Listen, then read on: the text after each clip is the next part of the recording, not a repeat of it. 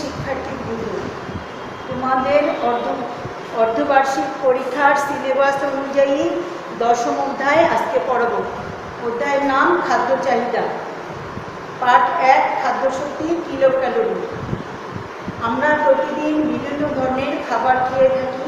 এইসব খাবারের মধ্যে কিছু পুষ্টি উপাদান থাকে যেগুলো আমাদের দেহে শক্তি উৎপাদন করে থাকে। এখন আমরা জানব খাদ্য কী। ক্ষুধা নিবারণের জন্য মানুষ যা কিছু খায় তাই খাদ্য। খাদ্যের আবার শক্তি আছে, সেই শক্তিটা নিয়ে আজকে আমরা আলোচনা করব।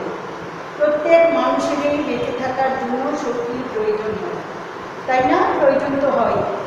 বেশি শারীরিক পরিশ্রমের কাজ করার জন্য বেশি শক্তি অর্থাৎ বেশি কিলো ক্যালোরির প্রয়োজন হয়, এবং কম পরিশ্রমের কাজ করার জন্য কম শক্তি অর্থাৎ কম ক্যালোরি প্রয়োজন হয়।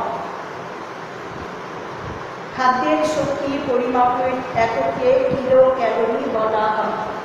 এখন আমরা বলে যাব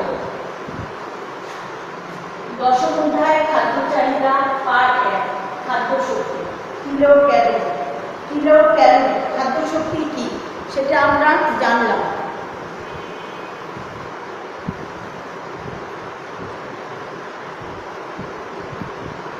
শক্তির উৎস, খাবার থেকেই আমরা শক্তি পাই। খাবার থেকেই আমরা শক্তি পাই। কোনো খাবারের কিলো ক্যালোরি বেশি হলে বোঝা যাবে যে সেই খাবারে শক্তি বেশি আছে। তেল, ঘি, ভাজা খাবার, চিনি, গুড়, মিষ্টি ইত্যাদিতে বেশি কিলো ক্যালোরি আছে, অর্থাৎ এইসব খাবারে শক্তি বেশি আছে।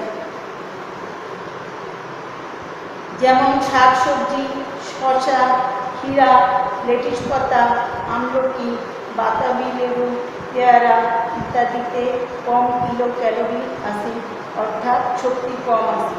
আমরা দুই রকমের খাবারের নাম পাইলাম, বেশি কিলো ক্যালোরির খাবার আর কম কিলো ক্যালোরির খাবার।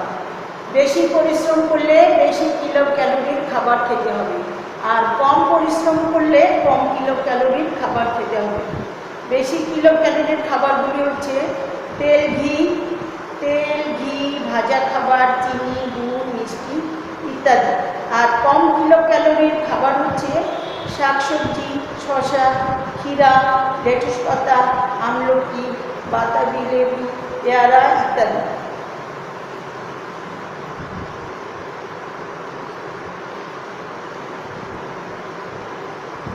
বড়দের তুলনায় শিশুদের বেশি কিলো ক্যালোরিযুক্ত খাদ্য খাওয়া প্রয়োজন, কারণ শিশুদের দৈহিক বৃদ্ধি খুব তাড়াতাড়ি হয়।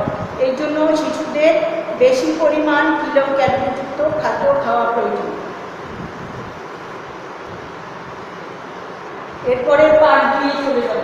পার্ট 2, সুষম খাদ্য। আমরা এখন সুষম খাদ্য নিয়ে আলোচনা করব। সুষম খাদ্য কাকে বলে? শরীরকে সুস্থ রাখার জন্য প্রতিদিনই আমাদের প্রত্যেকটা পুষ্টি উপাদান অর্থাৎ 6টি উপাদানই প্রয়োজন অনুযায়ী গ্রহণ করতে হবে।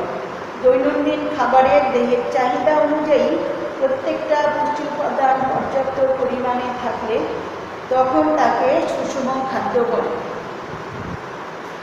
তাহলে আমরা সুষম খাদ্য কী পেলাম? আমাদের দৈনন্দিন খাবারের চাহিদা অনুযায়ী প্রত্যেকটা পুষ্টি উপাদান পর্যাপ্ত পরিমাণে থাকলে তাকে সুষম খাদ্য বলে।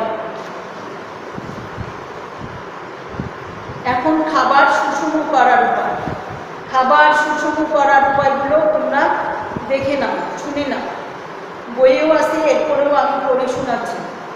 প্রতিবেলার খাবারে মাছ, মাংস, ডাল, ভাত, রুটি, শাকসবজি, ফল, তেল ও দুধ ইত্যাদি বিভিন্ন ধরনের খাদ্য অন্তর্ভুক্ত করতে হবে। 2, বিভিন্ন ধরনের খাদ্য নির্ধারিত পরিমাণে গ্রহণ করতে হবে। প্রতিবেলার খাবারে মৌসুমী শাকসবজি, ফলমূল ও টক জাতীয় ফল রাখতে হবে। 4, প্রতিদিন 6 থেকে 8 গ্লাস পানি পান করতে হবে। 5, দৈনিক প্রয়োজনীয় মোট কিলো ক্যালোরি 50 থেকে 60% কার্বোহাইড্রেট জাতীয় খাদ্য, 20 থেকে থেকে 30% স্নেহ জাতীয় খাদ্য এবং 20 থেকে 25% প্রোটিন জাতীয় খাদ্য গ্রহণ করতে হবে। তাহলে আমাদের মনে রাখতে হবে খাবার কিভাবে সুষম হবে। প্রতিদিনের খাবারে মাছ, মাংস, ডাল, রুটি, ভাত, শাকসবজি, ফল, তেল, দুধ ইত্যাদি বিভিন্ন খাদ্য অন্তর্ভুক্ত করতে হবে। বিভিন্ন খাদ্য নির্ধারিত পরিমাণে গ্রহণ করতে হবে। প্রতিবেলার খাবারে শাকসবজি, ফলমূল ও টক জাতীয় ফল খেতে হবে। প্রতিদিন 6 থেকে 8 গ্লাস পানি খেতে হবে। দৈনিক প্রয়োজনীয় মোট কিলো ক্যালোরির 50 থেকে 60% কার্বোহাইড্রেট, 50 থেকে 60% কার্বোহাইড্রেট আর 20 থেকে 30% স্নেহ জাতীয় খাদ্য, 20 থেকে 25% প্রোটিন জাতীয় খাদ্য থাকতে হবে। দৈনিক আহারে প্রাপ্তবয়স্ক ব্যক্তির খাদ্যে কমপক্ষে 30 গ্রাম তেল এবং 20 গ্রাম দুধ বা চিনি না থাকলে ক্যালোরির ঘাটতি হবে।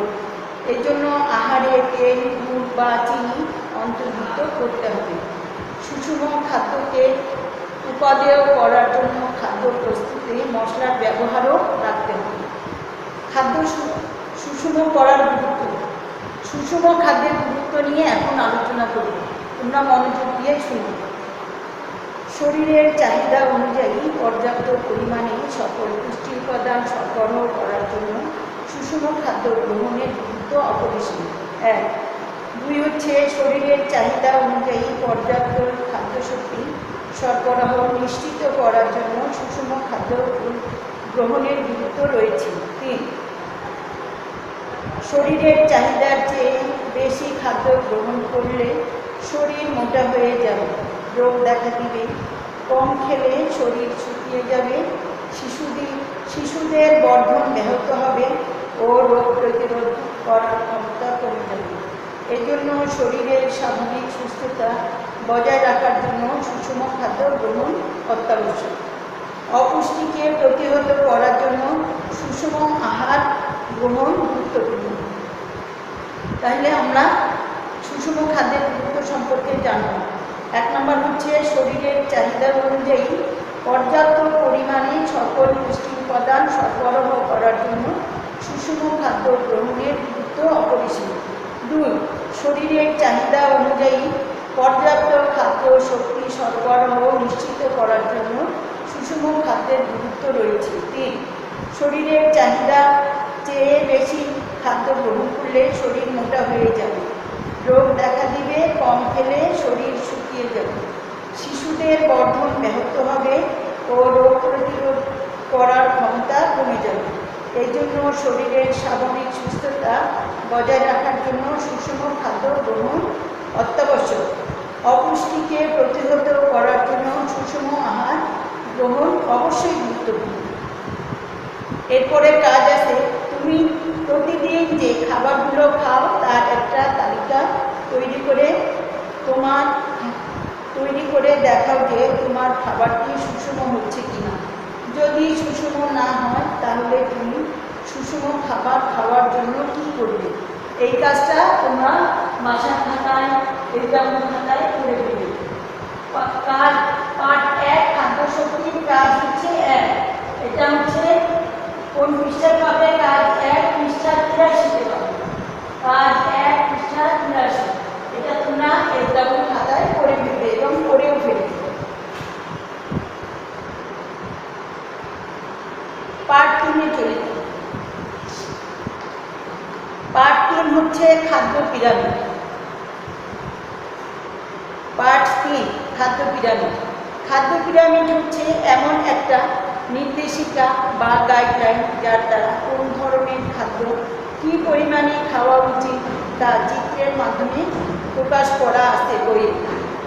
এক কথায় বলা যায় যে খাদ্য পিরামিড থেকে কোন ধরনের খাবার কতটুকু পরিমাণে গ্রহণ করলে খাদ্য সুষম হবে তার ধারণা পাওয়া যাবে খাদ্য পিরামিড থেকে। খাদ্য পিরামিডের 5টা ভাগ আছে। 5টা ভাগ আছে। প্রথম ভাগ, দ্বিতীয় ভাগ, তৃতীয় ভাগ, চতুর্থ ভাগ, পঞ্চম ভাগ, এরকম 5টা ধাপ আছে। 5টা ধাপের মধ্যে খাবার ভাগ করে দেওয়া আছে। প্রথম ধাপে এক ধরনের খাবার, দ্বিতীয় ধাপে আর এক ধরনের খাবার, তৃতীয় ধাপে অন্য ধরনের খাবার, চতুর্থ ধাপে শর্করা জাতীয় খাবার, পঞ্চম ধাপে পানি আসে। আমরা এখন দেখব খাদ্য পিরামিড কি।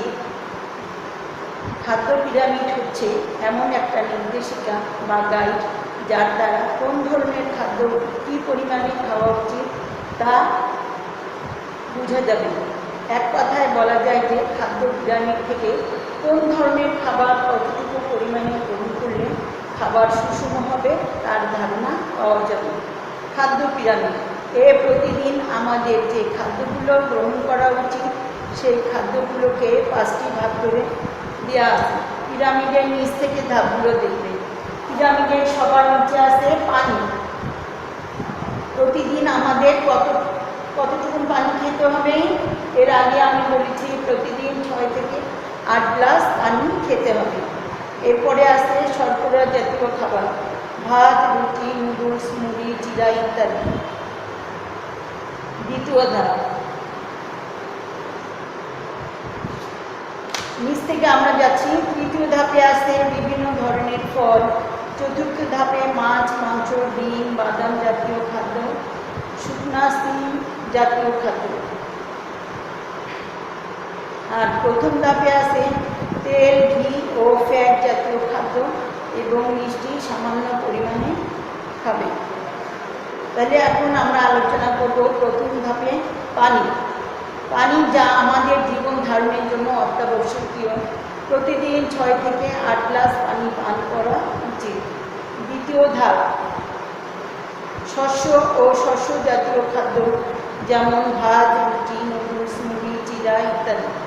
এই শ্রেণীর খাবারগুলো থেকে তাপশক্তি পাওয়া যায়। এই শ্রেণীর খাবারগুলো দেহের চাহিদা অনুযায়ী প্রয়োজনীয় পরিমাণে গ্রহণ করতে হবে। বেশি খেলে শরীর ফুলে যাবে, মোটা হয়ে যাবে এবং বিভিন্ন রোগ দেখা দেবে। তাই আমরা বেশি খাবার, শর্করা জাতীয় খাবার খাবো না, পরিমাণ মতোই খাবো। তৃতীয় ধাপ বিভিন্ন ধরনের শাকসবজি ও ফল। এই শ্রেণীর খাদ্য থেকে বিভিন্ন ধরনের ভিটামিন ও খনিজ লবণ পাওয়া যায়।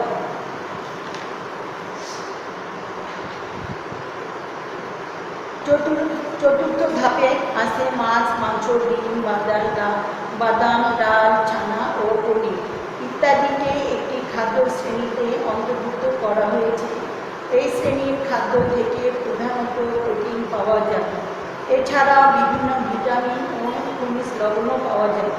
পঞ্চম ধাপে তেল, ঘি ও ফ্যাট জাতীয় খাদ্য এবং চিনি, গুড় ও মিষ্টি জাতীয় খাদ্যকে একটি শ্রেণীতে ভাগ করা হয়েছে। এই শ্রেণীর খাদ্য থেকে প্রচুর শক্তি পাওয়া যায়, তাই এই খাবারগুলো খুবই কম পরিমাণে খাওয়া উচিত। বেশি খেলে শরীরের ওজন বেড়ে যাবে। আমরা যদি খাদ্য পিরামিডের বিভিন্ন শ্রেণীর খাদ্যগুলো থেকে প্রতিদিনের চাহিদা অনুযায়ী প্রয়োজনীয় পরিমাণ খাদ্য নির্বাচন করে গ্রহণ করি, তাহলে শরীরের চাহিদা অনুযায়ী সকল পুষ্টি উপাদান পাওয়া যাবে, অর্থাৎ খুব সহজেই আমাদের সুষম খাদ্যের চাহিদা পূরণ হবে। এখন এখানেও কাজ আছে, পার্ট 2-এও কাজ ছিল। পার্ট 2-এর কাজ হচ্ছে, পার্ট 1-এরও কাজ আছে। আমি কাজগুলি তোমাদের আগে বুঝাই দিই। কাজের বেশি কিলোক্যালোরিযুক্ত খাদ্য গ্রহণ করতে হয়। তুমি যদি প্রয়োজনের চেয়ে কম বা বেশি কিলোক্যালোরি যুক্ত খাদ্য গ্রহণ করো, তাহলে তোমার কী ধরনের সমস্যা হতে পারে তার একটা তালিকা তৈরি করবে এক্সাম্পল খাতা। বাসার খাতায় এই কাজটা করে দেবে। পার্ট 2-এও আছে। পার্ট 2-এ যে কাজটা আছে সেটি হচ্ছে, তুমি প্রতিদিন যে খাবারগুলো খাও তার একটা তালিকা তৈরি করে দেখাও। যদি খাবারটি সুষম না হয় তাহলে তুমি কীভাবে খাবারটি সুষম করে খাবে সেটি তুমি তৈরি করে দেখাবে। পার্ট 3-এর একটা কাজ আছে, সেই কাজটা হচ্ছে, তুমি প্রতিদিন যে খাবারগুলো খাও তা কোন কোন খাদ্য শ্রেণীর অন্তর্ভুক্ত তা উল্লেখ করো এবং তা খাদ্য পিরামিডের মাধ্যমে দেখাও। এই যে খাদ্য পিরামিড তোমাদের বই আছে, বই থেকে দেখে নিবে। 5টা ধাপ আছে। প্রথম ধাপ, দ্বিতীয় ধাপ, তৃতীয় ধাপ, চতুর্থ ধাপ, পঞ্চম ধাপ। পঞ্চম ধাপে আছে পানি। না, আমরা যদি নিচ থেকে যাই তাহলে নিচেরটা হচ্ছে প্রথম ধাপ। প্রথম ধাপ হচ্ছে পানি, নিচ থেকেই আমাদের উপরে যেতে হবে। প্রথম ধাপ পানি, দ্বিতীয় ধাপ শর্করা জাতীয় খাবার, তৃতীয় ধাপ বিভিন্ন ধরনের ফল, চতুর্থ ধাপ ভিটামিন জাতীয় খাদ্য, মাছ, মাংস, ডিম, বাদাম, শুকনা সিমেন্ট, চিনি জাতীয় খাদ্য, পঞ্চম ধাপ তেল, ঘি ও ফ্যাট জাতীয় খাদ্য এবং মিষ্টি সামান্য পরিমাণে ব্যবহার করবে, খাবেন। এটা আছে পঞ্চম ধাপে। এখন পার্ট 4, কৈশোরকালীন পুষ্টির চাহিদা। তোমরা তো এখন কৈশোরকালে আসো, তোমাদের কৈশোরকালে কী কী খেতে হবে সেটি একটু ভালো করে শুনে নাও। কৈশোরকালীন সময়ে শরীরের বিভিন্ন পরিবর্তন ঘটে, ফলে পুষ্টির চাহিদা বৃদ্ধি পায়। ছেলেদের ক্ষেত্রে 12 থেকে 15 বছর বয়সে এবং মেয়েদের ক্ষেত্রে 10 থেকে 13 বছর বয়সে পুষ্টির চাহিদা বেশি থাকে। কৈশোরে বর্ধনের গতি বৃদ্ধির কারণে খাদ্যের চাহিদাও বাড়ে। তাহলে কৈশোরকালীন বয়সটা ছেলেদের হচ্ছে 12 থেকে 15 এবং মেয়েদের 10 থেকে 13। এই সময়ে তোমাদের খাবারের চাহিদাটা একটু বেশি পরিমাণে থাকে। তোমরা এই সময় একটু বেশি পরিমাণে খাবার খাবে। শক্তি, শারীরিক শক্তি বৃদ্ধি ও শক্তির খরচ বৃদ্ধির কারণে কৈশোরে শক্তির চাহিদা বৃদ্ধি পায়। বয়স, পরিশ্রমের প্রকৃতি ও ছেলে মেয়ে ভেদে শক্তির চাহিদারও তারতম্য ঘটে। 9 বছর পর্যন্ত ছেলে ও মেয়েদের শক্তির চাহিদা একই ধরনের থাকে, কিন্তু 10 বছর বয়স থেকে এই চাহিদার উল্লেখযোগ্য পার্থক্য দেখা যায়। এই বয়স থেকেই মেয়েদের চাইতে ছেলেদের শক্তির চাহিদা বেশি হয়। কৈশোরের শুরু থেকে শেষ পর্যন্ত প্রতি বছরই খেলাধুলা বেশি করে তাদের শক্তির চাহিদা প্রতি বছরই বয়স বৃদ্ধির সাথে সাথে শক্তির চাহিদা বৃদ্ধি পায়। কৈশোরের শুরু থেকে শেষ পর্যন্ত প্রতি বছরেই বয়স বৃদ্ধির সাথে সাথে শক্তির চাহিদাও বৃদ্ধি পায়।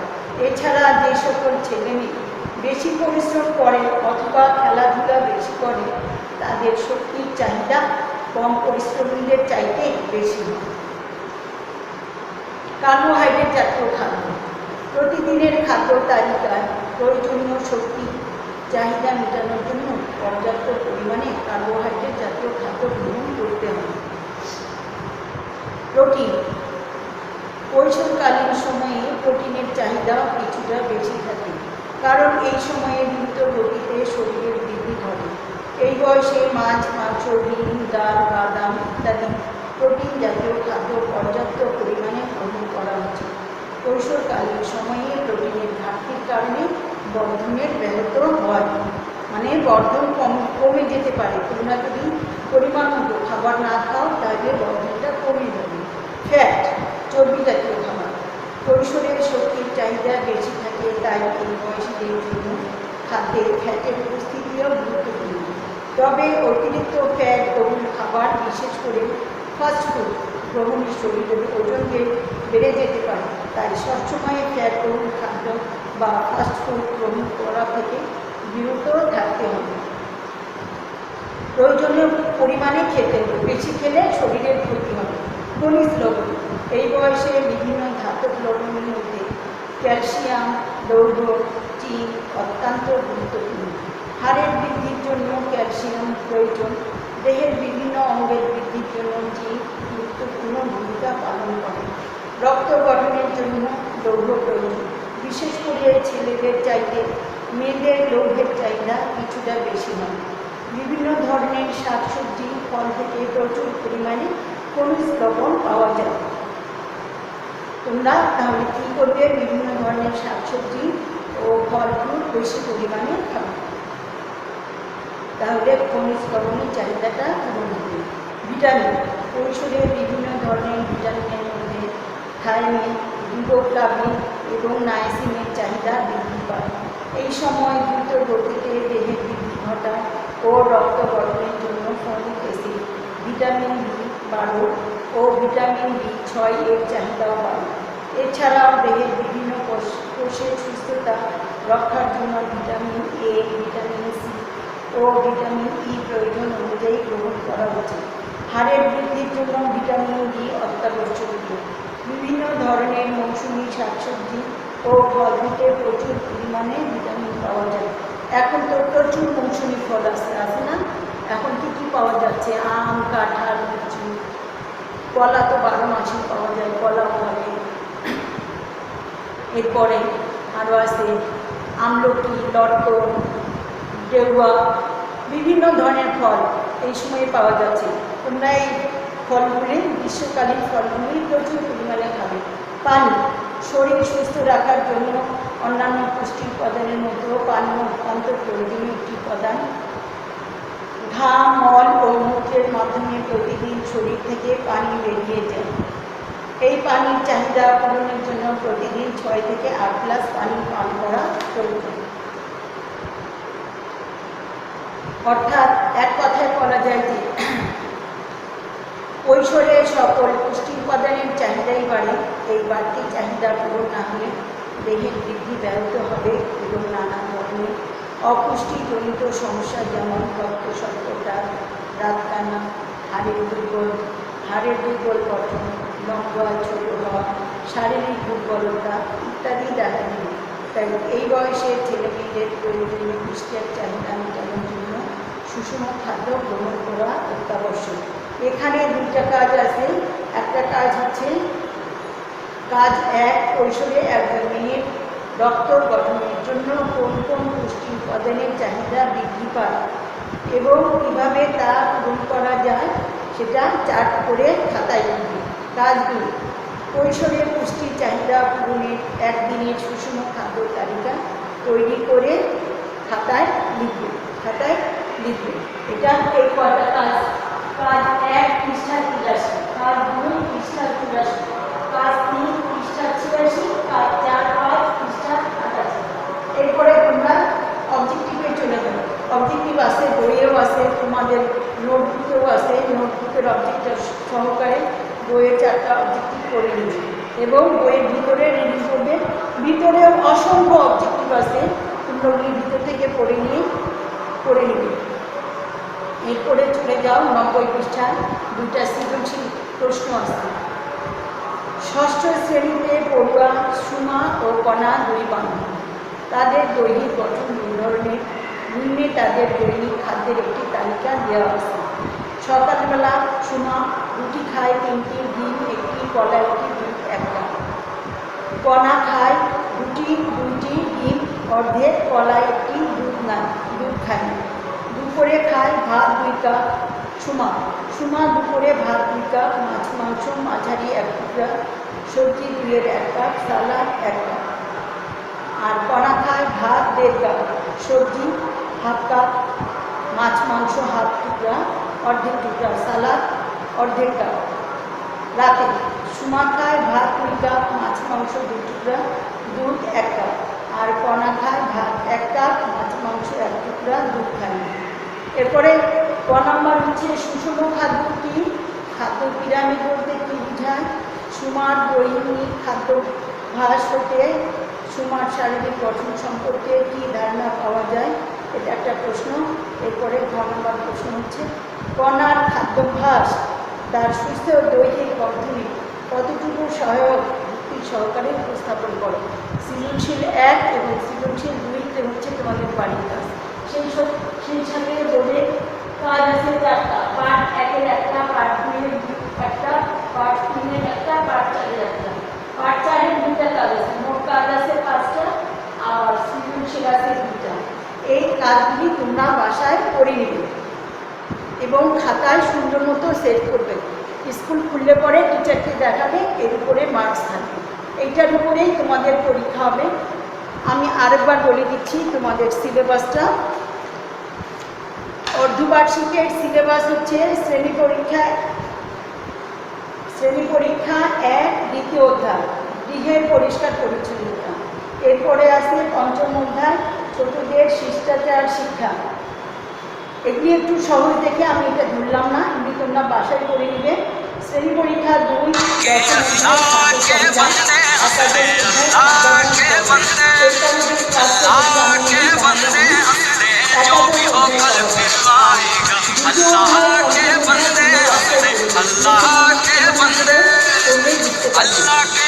তাহলে তোমরা এই একাদশ অধ্যায় খুব ভালোভাবে পড়বে। এই অধ্যায়ের উপরেই তোমাদের স্কুল খুললে পরে পরীক্ষা হবে। ঠিক আছে, আজকে এখানেই শেষ করছি। ভালো থাকো, সুস্থ থাকো আর ভালোভাবে পড়াশোনা করো।